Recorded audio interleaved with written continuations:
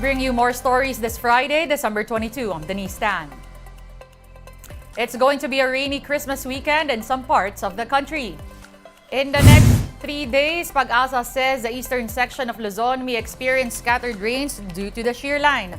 The rest of northern and central Luzon, Calabarzon, and Metro Manila could experience downpours due to the northeast monsoon or amihan. The easterlies are also bringing isolated rain showers to the rest of the country.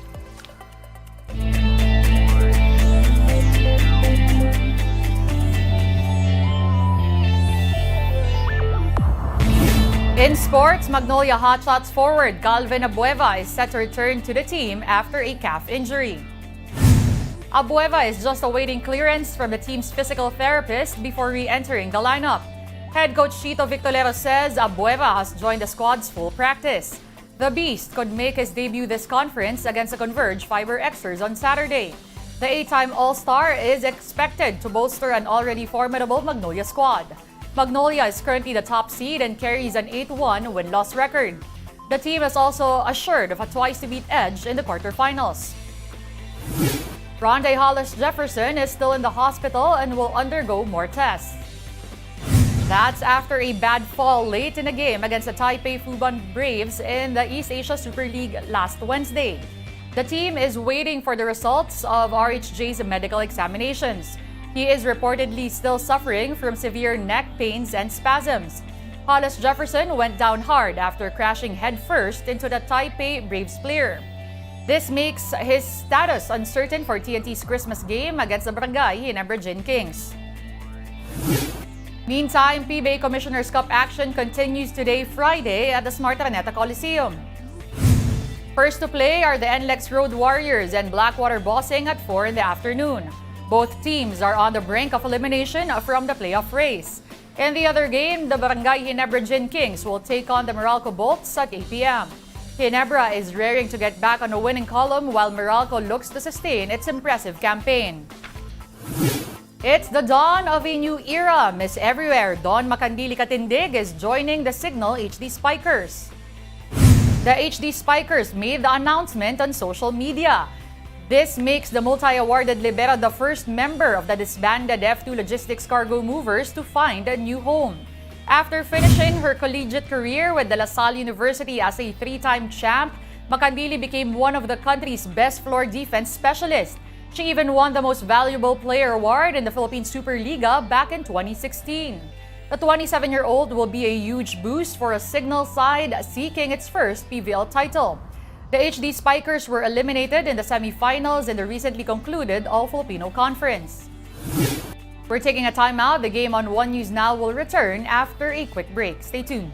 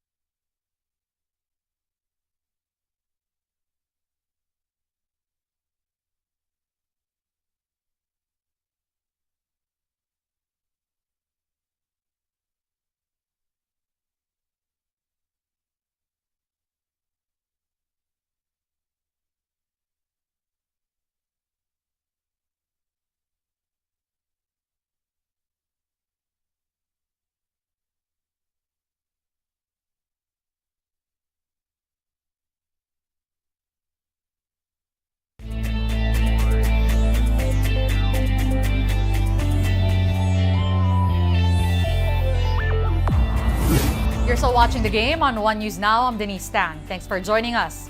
A young Pinoy athlete has broken the national record for high jump. Fast rising star Leonard Grospe shattered the 17-year-old Philippine high jump record at the Philippine National Games in Pasig. The 22-year-old Grospe tallied 2.20 meters, eclipsing the 2.17 meters set by Sean Guevara. Guevara, coincidentally, is Grospe's coach. This was a makeup of sorts for Grospe, who managed just a 5th-place finish in the Cambodia SEA Games. Creamline co-smasher spiker Tots Carlos is open to the possibility of playing overseas. In fact, it's actually one of her dreams. The PVL All-Filipino Finals MVP told TV5's Good Morning Kapatid that she wants to play in Japan or Thailand if given the opportunity. Carlos has been one of the key cogs and consistent top scorers in a loaded Creamline squad that swept the entire second All-Filipino tilt. The team is no stranger to players leaving for overseas stints. Just before the start of the most recent conference, Creamline lost star setter Gia de Guzman and middle blocker Sed Domingo. De Guzman now plays in Japan while Domingo took her talents to Thailand. Overseas, a European Court of Justice ruled that the Union of European Football Associations and FIFA breached the law. What's the impact? Let's find out in this Reuters video. European soccer's governing body UEFA and its global counterpart FIFA breached EU law by preventing the formation of a Super League, the European Court of Justice ruled on Thursday. It's a landmark ruling that could change the way soccer is run. Real Madrid, Barcelona and Juventus, plus 9 other European major clubs, announced the breakaway European Super League, or EASL, in April 2021. But the move to form the closed league collapsed within 48 hours after an outcry from fans, governments and players. That forced Manchester United, Liverpool, Manchester City, Chelsea, Tottenham Hotspur, Arsenal, AC Milan, Inter Milan and Atletico Madrid to pull out. In its ruling, the EU's top court said FIFA and UEFA abused their dominant position by forbidding clubs to compete in an ESL. However, that project may still not be approved, as the court did not rule on it specifically. The verdict means that European clubs can join another continental league without the threat of sanctions. UEFA has organised the pan-European competitions for nearly 70 years and sees the Super League project as a significant threat to the lucrative Champions League, for which teams qualify on merit.